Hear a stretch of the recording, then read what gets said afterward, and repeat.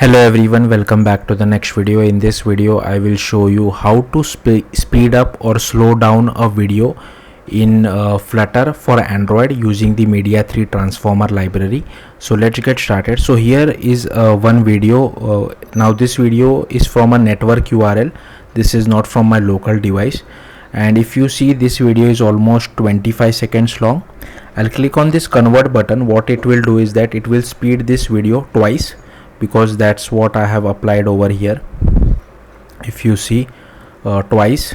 Now also inside logcat, if I just show you, I'm also adding the progress of how much the conversion has happened. So here is, you can see the video has already finished converting. So here you can see now the video is only 13 seconds long, so almost half the size of the first video. Obviously there would be 1-2 seconds delay, but hope you got the point. Now you can also, the video which I have converted is saved to local storage or external storage of the user's device as well, so they can access it whenever they want. I can do the same effect for a video which has been picked from the user's device. So I have this button, I'll click on it. The first video which you saw is the video of our saved output in the first demo which I shown you. Now I will select this second video which is 15 seconds long, and I will apply the same effect. I'll just stop it because the audio is little annoying, and click on convert. Here you can see I'm also doing the conversion progress.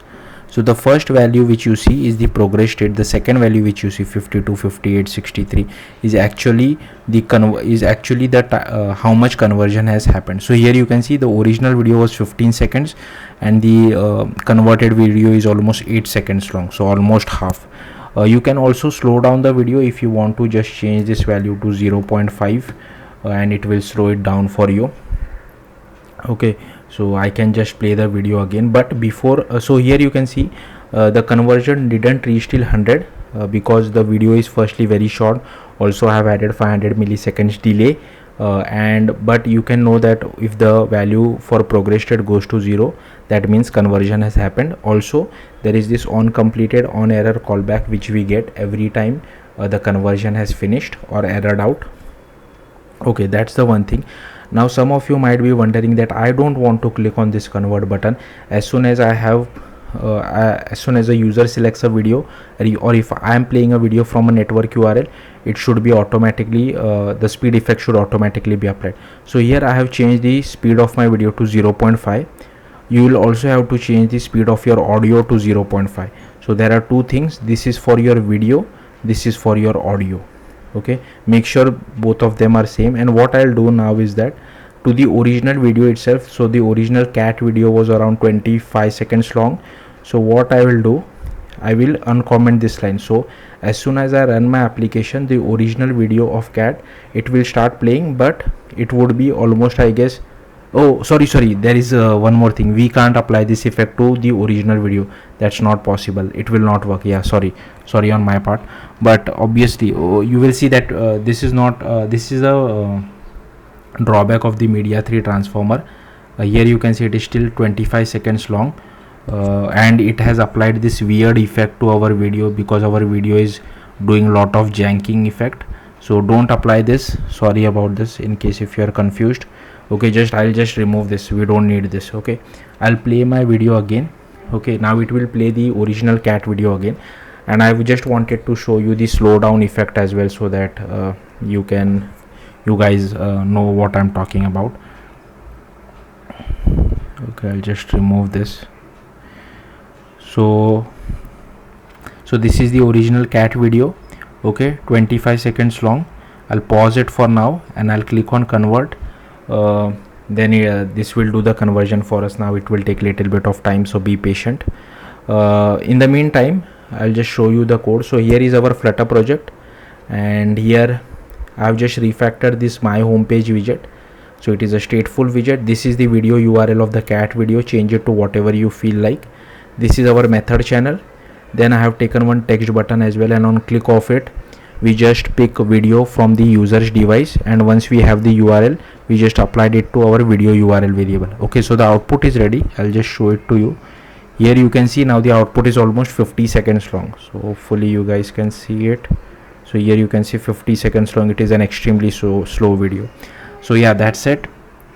Coming back to our code. So once user picks a video from his local device, we assign it to this variable, and if video URL is not equal to empty, we just display this custom widget called my video view, which I have created.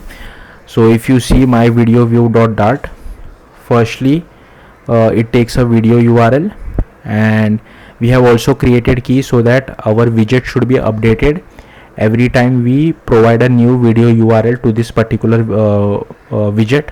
So that's why I'm overriding this particular method, and here with the help of creation params we are sending this particular thing to Flutter side. So here you can see if platform is Android, then only we are displaying this Android view with this view type. Now you will have to use the same identifier on native Android side as well, and here is our creation params, then the creation param codec as well. Now open the Android folder inside Android Studio. Firstly you will have to go to project, settings.gradle, update the Kotlin version to 1.9.20 so that you don't face issues in the future. Then open this build.gradle file, and here you will have to go add this particular block, so dependency for Media3 transformer as well as exoplayer for playing the video. Then you just click on sync now, then again go to your project, open Android manifest. Here you will have to add internet permission, as well as for older Android device we require this read write external storage permission, that's why we are adding that. Then go to your main activity, and firstly you will have to add all these imports. Here as you can see I'm using this Flutter fragment activity which is a method channel result, and here I'm taking a mutable list of read write external storage, and once the permission is given by the user we just call launch new video picker. Again the video picker does not require the permission, the video to which we are applying the effect requires the permission for saving the video to external storage. Then here I'm just calling this pick visual media. As you can see we are filtering by videos only. Then we are overriding this method. I have created a platform like registering our view for our native Android view. Then here I have created a method channel called video picker platform. Here we are calling pick video without permission, so if it is above Android R then we just call launch new video picker, otherwise we request permissions. Okay, then we have to create a Kotlin file called my video view factory. So these are the imports for it. Now this is boilerplate code which you have to write every time you want to embed a native Android view inside your Flutter project. So that's what I have done over here. Then go to my video view, create a Kotlin file for that as well. Okay, and I'll just scroll up. So these are all the imports for it. So yeah, as you can see there are some dead imports as well which I can remove. Okay, so yeah, next I have created this my video view. It extends transformer.listener. With the help of that we can get the onCompleted onError callback, which I will show you shortly, and this lifecycle owner because I want to make use of Kotlin coroutines. That's why we have to write this boilerplate code. Then I have created this handler as well as progress holder. I have created one linear layout, 2 exo players, 2 player views, 1 button and 1 progress bar as well, and the playback position is 0, play when ready is true. And here is our video URL variable which we will get from Flutter side. Then this is the array list of effects. So this speed change effect is for video. I'll just change it to 2.0f, but you will have to change it for the audio as well, otherwise you will get weird results. So here make sure you apply this. This is all again part of audio. So this sonic audio processing will change your audio to whatever you set. So here I'm setting it as 2.0f. Then I'm adding our audio to our processors and our speed change effect to effect. Then this is the layout params for our linear layout. Here we are setting our player view. So again this is boilerplate code. Here is our button, and on click of it we are calling setup transformer. This is our output player view, which is same as input player view, only thing is it is invisible at the default. This is our progress bar. Here we get the video URL from Flutter side. We first release our player in case if it is already playing some video, and then initialize it. So here we initialize our input player, here we initialize our output player, here we release our player, Here we override the get view, here we override dispose, so we return linear layout. Here we release called release player. Then inside setup transformer we release our output player, and here I just call transform video. So here we display our progress bar. Here we create our transformer. Here we create our input media item. Here we create our edited media item, create our external file as well, and start the transformation.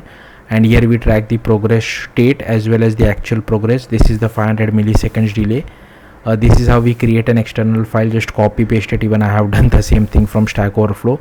And this is how we save file to external storage. Again, I have copy pasted it from Stack Overflow. Okay,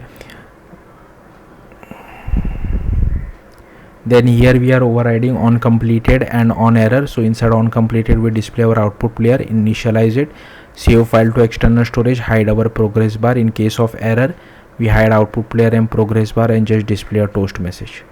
So yeah, that should be it. This is for the Kotlin version. This is our dependencies. Yeah, that should be it. Thank you for watching. Bye.